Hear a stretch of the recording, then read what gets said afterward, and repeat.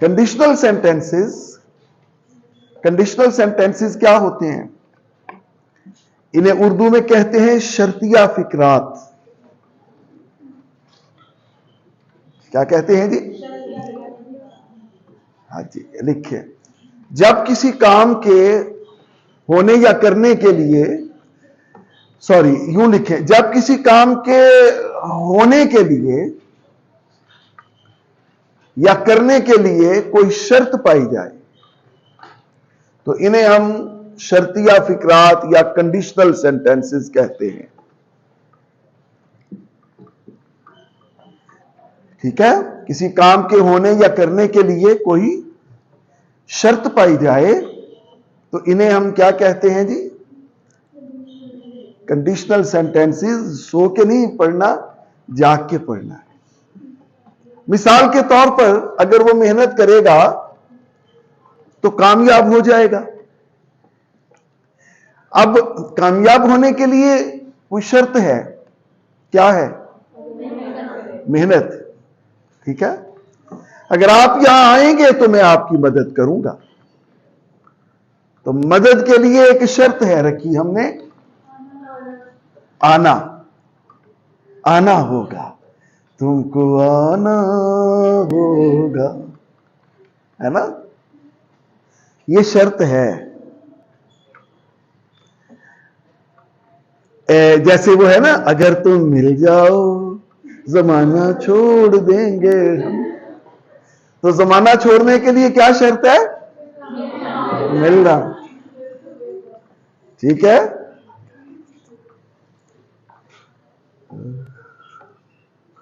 इस तरह किसी भी काम के लिए जब कोई शर्त पाई जाए तो उसे हम क्या कहते हैं? शर्तिया फिक्रात या कंडीशनल सेंटेंसेस। तो ये कंडीशनल सेंटेंसेस के बेसिकली 3 शेड्स होते हैं। अच्छा, इसमें पहले देखें आप, 3 शेड्स की तरफ बाद में आते हैं कि ये फिक्रा 2 हिस्सों पर मुश्तमिल होता है।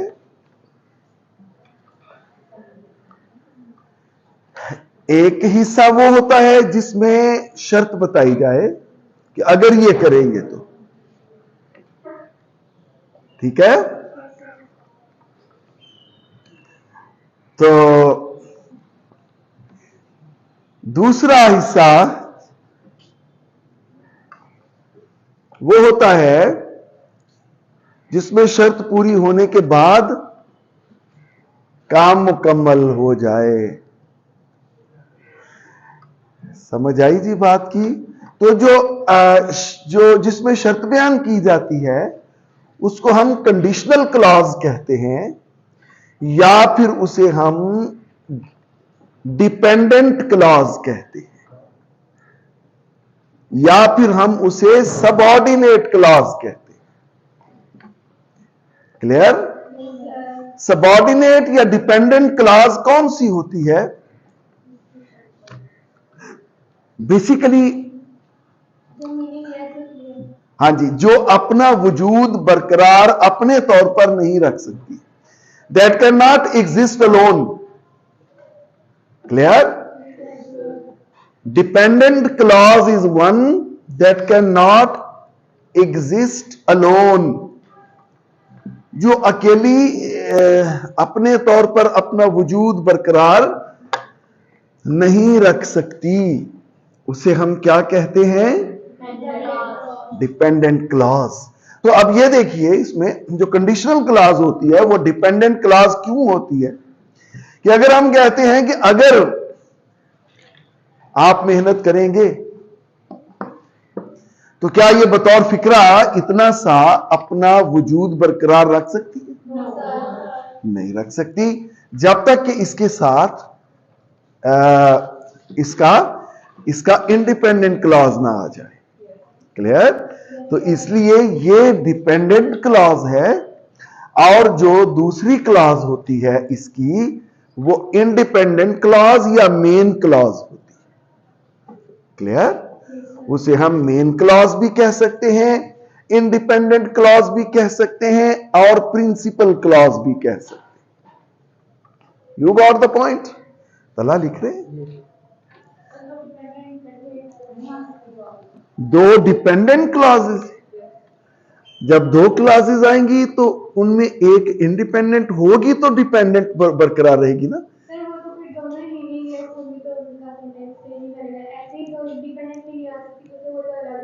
अलग अलग सेंटेंसेस होंगे। नहीं, दो इंडिपेंडेंट आ सकती हैं, दो इंडिपेंडेंट आ सकती हैं। उन्हें फिर हम जो है ना वो उसे हम फिर कंपाउंड सेंटेंस कहते हैं।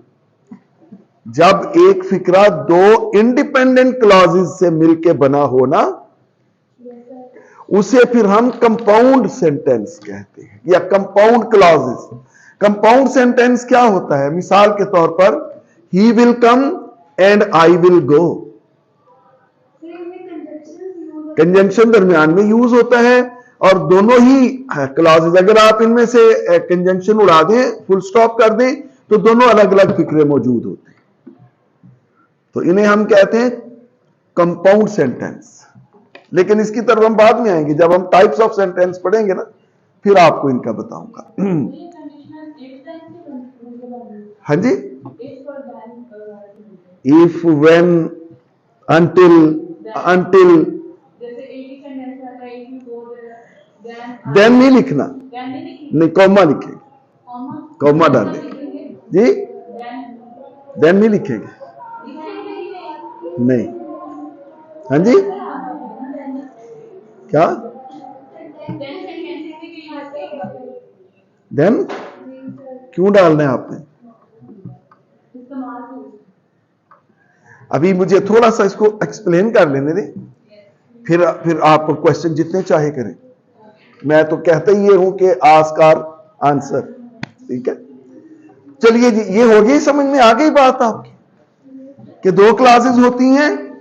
Roll number 22, who is 22? Kashaf, she is absent. Roll number 23, 24, who is 24? Who is 24? 25 जी। क्या नाम है आपका? महम। महम, क्या बताया मैंने?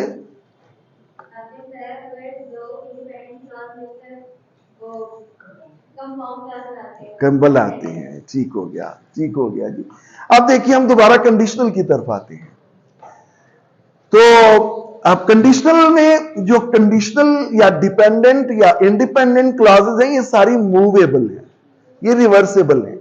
इनमें ये कोई जरूरी शर्त नहीं है कि पहले आप डिपेंडेंट क्लॉज ही लिखेंगे फिर इंडिपेंडेंट क्लॉज लिखेंगे, बल्कि इसमें आप इसके ऑर्डर को चेंज भी कर सकते हैं। क्लियर?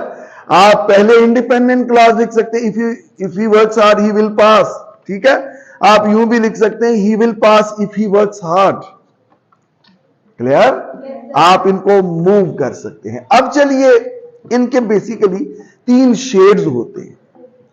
नंबर 1, एक होता है जी कंडीशनल 1, कंडीशनल 2 और कंडीशनल 3। बड़े गौर से समझिएगा। कंडीशनल 1 उर्दू में जब फिक्रे के दोनों हिस्से फ्यूचर में हो, उर्दू में जब फिक्रे के दोनों हिस्से फ्यूचर में हो तो उसे हम कहेंगे कंडीशनल 1, जिसकी मैंने अभी आपको मिसाल दी कि अगर वो आएगा तो हम उसकी मदद करेंगे। गा गी गे, दोनों में गा गी गे आ गया। You got the point? अच्छा, तो इसको अंग्रेजी में तब्दील करते हुए हम ये करते हैं कि कंडीशनल क्लॉज को सिंपल प्रेजेंट में रखते हैं, यानी प्रेजेंट इंडेफिनिट में, यानी डिपेंडेंट क्लॉज को हम प्रेजेंट इंडेफिनिट में या सिंपल प्रेजेंट में रखते हैं, और जो इंडिपेंडेंट क्लॉज है उसे हम फ्यूचर इंडेफिनिट में रखते हैं। क्लियर? आपने जिंदगी में कभी भी देखिए, ये सिर्फ इफ नहीं कंडीशनल बनाता, कंडीशनल व्हेन भी बनाता है, कंडीशनल अनटिल भी बनाता है, कंडीशनल टिल भी बनाता है। Am I clear? हमारे यहां ये बच्चों को नहीं पता अमूमन कि ये अमूमन कॉन्सेप्ट होता है कि सिर्फ इफ वाले फिक्रे ही कंडीशनल सेंटेंसेस होते हैं। नहीं, अब क्या क्या चीजें हैं जो कंडीशनल बनाती हैं किसी फिक्रे को? When, until, till, if। Clear? अब देखिए, जब तक वो मेहनत नहीं करेगा कामयाब नहीं होगा। देखिए, तो ये यहां भी शर्त आ गई ना, कामयाब होने के लिए क्या शर्त है? मेहनत का करना। जब तक वो मेहनत नहीं करेगा कामयाब नहीं होगा। तो क्या हम करेंगे? इसको कीजिए, he will not succeed, हाँ, he will not success, है ना? ये सक्सेस क्या होता है? हाँ, until he will work hard तो नहीं आएगा। क्यों नहीं आएगा? क्योंकि जो डिपेंडेंट क्लॉज है वो प्रेजेंट में ही आनी है हर हाल में। जिनको ना समझ आए, दो ही ऑप्शन है। क्या क्या है? आस्क और आंसर। तो ही will not succeed until he works hard। जब वो यहां आएगा तो हम उसकी मदद करेंगे।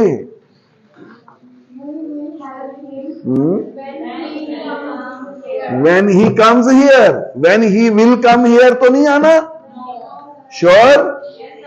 तो if, when, till, until इनके साथ will, shall कभी आ ही नहीं सकता। ये अपने जहनों में नक्श करने बात। if, when, till, until इनके साथ कभी भी वो नहीं आ सकता। क्या नहीं आ सकता? क्या नहीं आ सकता? सोई हुई कौम will, shall नहीं आ सकता। You got the point, boys? Post P के आए हैं जी। अच्छा, अब लिखिए एक फिक्रा।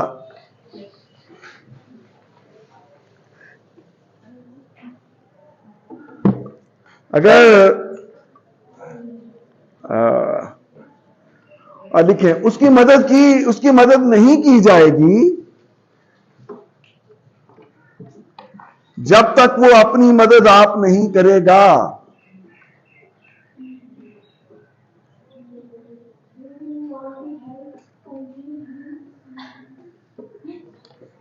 ये लिखें, लिख के मुझे बताएं। उसकी मदद नहीं की जाएगी जब तक वो अपनी मदद आप नहीं करेगा। He will not be helped until he helps himself. Themselves नहीं, until he, वो पढ़ा हुआ ना, God help those who help themselves, वो ही रट्टा लगाया हुआ। Until he helps himself. Is it clear? Till वाला करने, इसी को टिल से करने करें। He will not be helped till he does not help himself। Till में नॉट नहीं होता ना, अलग से लिखना पड़ता है उसमें। सर इसमें विल नॉट भी क्यों आया? ये तो फ्यूचर इंडेफिनिट में नहीं करना। तो फ्यूचर का पैसिव है ना, तो फ्यूचर इंडेफिनिट का पैसिव है ना ये। Am I clear? You got the point जी। अब समझ आ गई है क्यों आया बी हेल्प। क्या नाम है आपका? हाँ। अच्छा जी, अब हम जो अहम बात है, ये जहां पैसिव होगा वहां पैसिव लगाना है।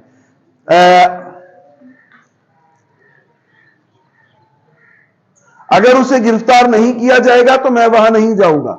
करें जरा। इफ आप फरमा रही हैं if he will not be arrested, जबकि मैंने ये आपसे कहा है कि इफ वाले हिस्से में विल शैल कभी नहीं आता। जब दोनों फ्यूचर में हो तो डिपेंडेंट क्लॉज किस में आनी है? तो प्रेजेंट इंडेफिनिट का पैसिव लेके आए ना यहां। If he is not arrested, if he is not arrested I will not come. ये बाकी बच्चे सोए क्यों हुए हैं? I want your fulsome response. बताइए, जिन जिनको पता है इस फिक्रे का सब बोले।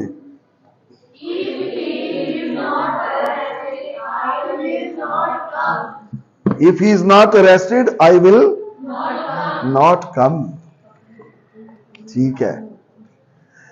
अब जी ये समझे आपके हम इस कंडीशनल वन में इन्वर्जन भी लगा सकते हैं। इन्वर्जन क्या होता है वैसे आपको बताया हुआ बड़ी डिटेल। एडवर्ब को नहीं, हाँ, वर्ब को सब्जेक्ट से पहले लाना। वो तो मैंने आपको उस वक्त बताया था ना कि एडवर्ब में इन्वर्जन कैसे लगती है। अब मैं आपको ये बता रहा हूं कि कंडीशनल वन में इन्वर्जन कैसे लगाते हैं। ठीक है। सब्जेक्ट से पहले जब आप वर्ब लगा देंगे तो वो इन्वर्जन हो जाएगी ना, समझे है ना। अच्छा, अब इसमें इन्वर्जन कैसे लगनी है जरा देखें। उसकी रेसिपी होगी जी, आपने उस वक्त इफ नहीं लगाना, लिखें शुड, यानी ये जो डिपेंडेंट क्लॉज की मैं आपको रेसिपी बता रहा हूं। इफ की बजाय फिर हम लिखेंगे should plus subject plus V1 plus object. अब देखिए, अगर वो मेहनत नहीं करेगा तो कामयाब नहीं होगा। अगर वो मेहनत नहीं करेगा तो कामयाब नहीं होगा। इन्वर्जन लगा के करेंगे फिक्रा। आएगा ना, आपको बताया तो है आएगा। कैसे आएगा? पेन से आएगा या जुबान से आएगा? जी करें करें करें फिक्रा।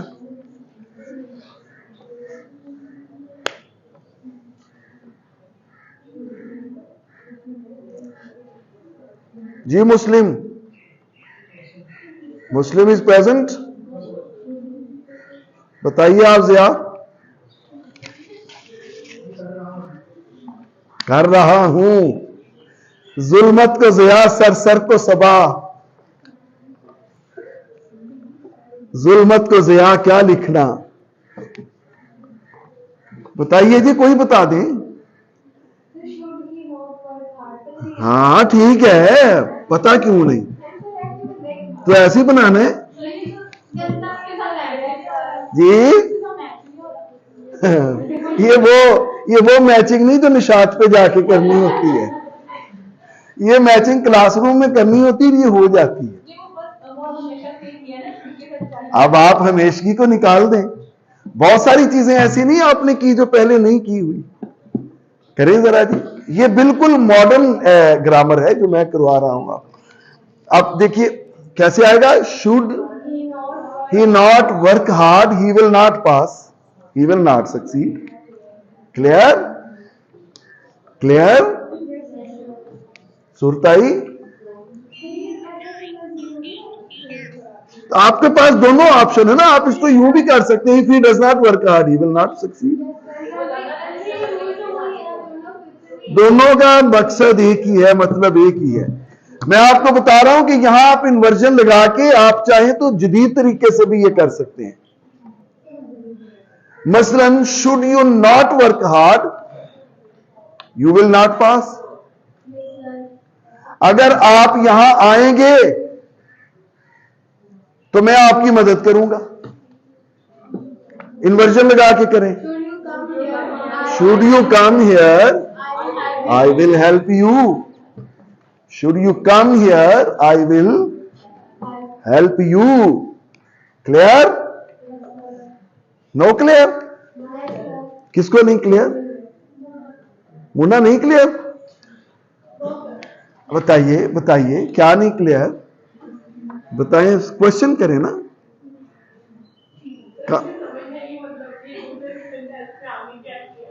देखिए ना, इसमें हमने इफ की जगह सिर्फ शुड लगा दिया।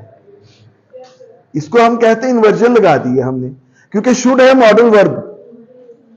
शुड मॉडल वर्ब है ना, हमने पढ़ा हुआ है ना मॉडल वर्ब।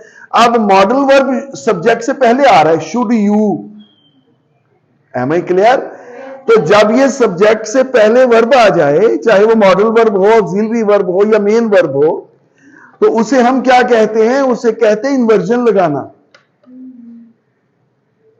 तो यहां पे हमने इन्वर्जन लगा के ये फिक्रा किया है। समझ नहीं आई बात की? मुन्ना नहीं आई अभी भी? आके गई है ना?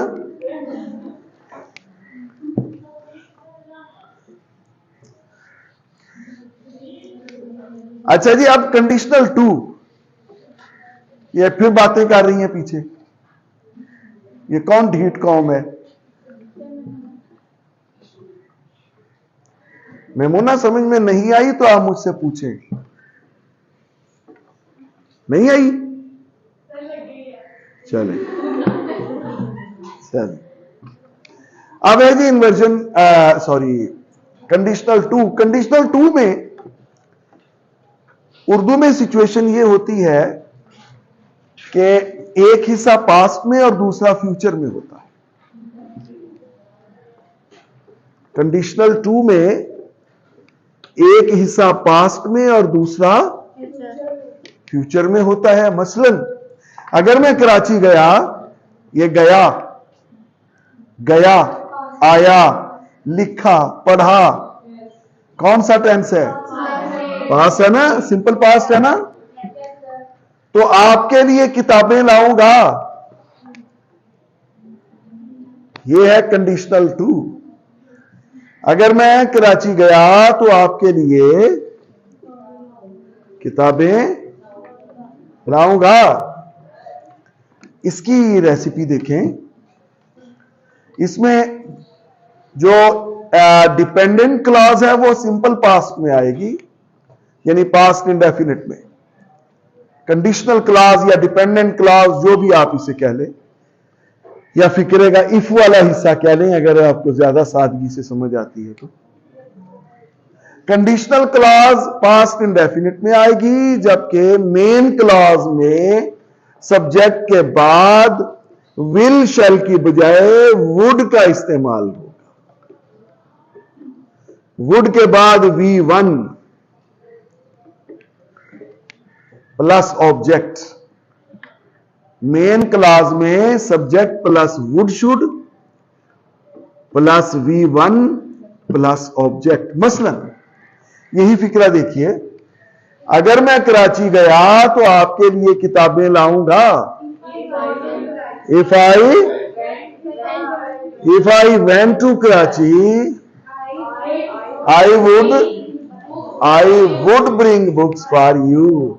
ये याद रखिए, अगर आपने पीछे वेंट लिख दिया और आगे आपने विल लिख दिया तो फिक्रा गलत हो जाएगा। अगर आपने पीछे वेंट लिखा है तो आगे वुड ही आएगा। क्लियर? यानी सेकंड फॉर्म से ही मैच। विल की सेकंड फॉर्म क्या है? Would. I would bring books for you. अगर उसे बर वक्त हॉस्पिटल ले जाया गया तो वो ठीक हो जाएगा।